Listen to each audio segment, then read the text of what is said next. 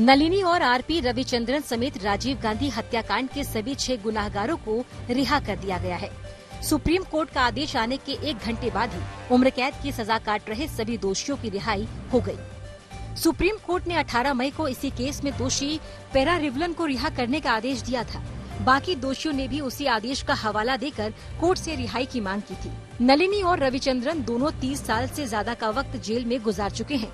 राजीव गांधी की हत्या के दोषियों की रिहाई पर कांग्रेस ने कड़ी आपत्ति जताई है और कहा कि अदालत ने देश की भावनाओं का ध्यान नहीं रखा। वहीं तमिलनाडु के सीएम स्टालिन ने फैसले का स्वागत किया। प्रधानमंत्री नरेंद्र मोदी 2 दिनों के दक्षिण भारत के दौरे पर हैं। बेंगलुरु में उन्होंने केम्पेगौड़ा इंटरनेशनल एयरपोर्ट के टर्मिनल 2 का उद्घाटन किया। पीएम मोदी ने बेंगलुरु रेलवे स्टेशन पर मैसूर चेन्नई वंदे भारत ट्रेन को हरी झंडी दिखाई। ये देश की 5वीं और दक्षिण भारत की पहली वंदे भारत ट्रेन है। इसके अलावा प्रधानमंत्री ने भारत गौरव काशी दर्शन ट्रेन को भी रवाना किया। प्रधानमंत्री बेंगलुरु के बाद तमिलनाडु के मदुरई पहुंचे, जहां भारी बारिश के बावजूद लोगों में जबरदस्त उत्साह दिखा। प्रधानमंत्री मोदी डिंडीगुल के गांधीग्राम रूरल संस्थान के दीक्षांत समारोह में शामिल हुए। कल हिमाचल प्रदेश में विधानसभा चुनाव की वोटिंग होगी। मतदान की तैयारियां पूरी हो गई है। इस बार बीजेपी और कांग्रेस के अलावा आम आदमी पार्टी भी हिमाचल में ताल ठोक रही है। हिमाचल में एक ही चरण में मतदान हो रहा है। नतीजों का ऐलान 8 दिसंबर को होगा।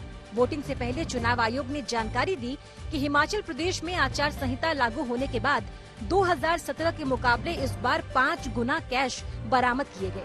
चुनाव आयोग के मुताबिक हिमाचल प्रदेश में 10 नवंबर तक 17 करोड़ 18 लाख रुपए नकद और 17.5 करोड़ रुपए की शराब बरामद की गई।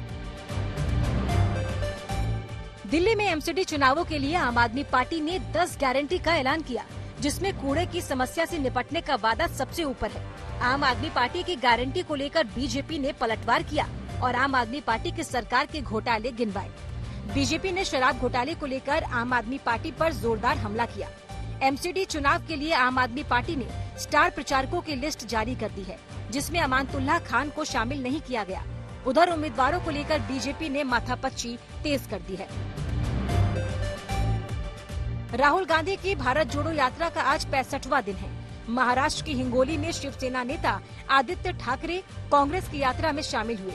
उनके साथ महाराष्ट्र विधान परिषद में विपक्ष के नेता अंबादास दानवे, शिवसेना विधायक सचिन अहीर भी मौजूद रहे। भारत जोड़ो यात्रा के दौरान आदित्य ठाकरे और राहुल गांधी लंबी बातचीत करते नजर आए। यात्रा के बाद आदित्य ठाकरे ने कहा, हम लोकतंत्र और संविधान के लिए लड़ रहे हैं। उन्होंने कहा, हम आगे बढ़ते जाएंगे और कारवा बढ़ता जाएगा। वाराणसी के ज्ञानव्यापी को लेकर अलग अलग मामलों में सुप्रीम कोर्ट, हाई कोर्ट और जिला अदालत में सुनवाई हुई। सुप्रीम कोर्ट ने अगले आदेश तक कथित शिवलिंग का संरक्षण जारी रखने का आदेश दिया, यानी शिवलिंग को सुरक्षित रखा जाएगा।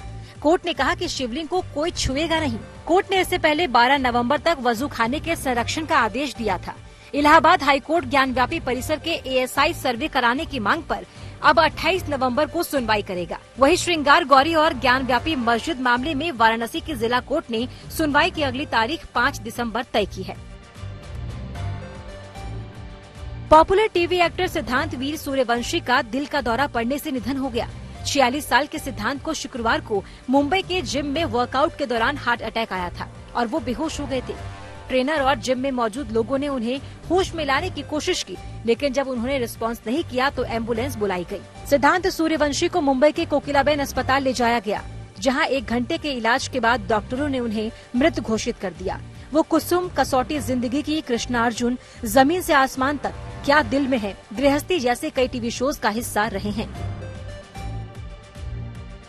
पूर्वोत्तर मानसून के सक्रिय होने की वजह से तमिलनाडु में पिछले 1 हफ्ते से बारिश हो रही है। चेन्नई के कई इलाकों में पानी जमा होने से लोगों की मुश्किलें बढ़ गई हैं। मौसम विभाग ने चेन्नई समेत 7 जिलों के लिए भारी बारिश का रेड अलर्ट जारी किया है। उधर उत्तराखंड और हिमाचल के पहाड़ों पर जबरदस्त बर्फबारी हो रही है। केदारनाथ धाम में 2 दिनों से बर्फ की बारिश हो रही है, जिसकी वजह से ठंड बढ़ रही है और पुनर्निर्माण का काम प्रभावित हो रहा है। पिथौरागढ़ में भी बर्फबारी हो रही है। चमोली का स्कीइंग रिजॉर्ट औली भी बर्फ की मोटी चादर में ढका है। ट्विटर, मेटा और माइक्रोसॉफ्ट के बाद अब अमेज़न ने भी छटनी शुरू कर दी। मीडिया रिपोर्ट के मुताबिक अमेजन अपने नॉन प्रॉफिटेबल बिजनेस की समीक्षा कर रहा है। इसमें वॉइस असिस्टेंट एलेक्सा बनाने वाली यूनिट भी शामिल है। कंपनी बढ़ती आर्थिक मंदी के बीच खर्च को काबू में करने के लिए कर्मचारियों को बाहर का रास्ता दिखा रही है। रिपोर्ट के मुताबिक अमेजन अपने एलेक्सा बिजनेस का मूल्यांकन कर रहा है।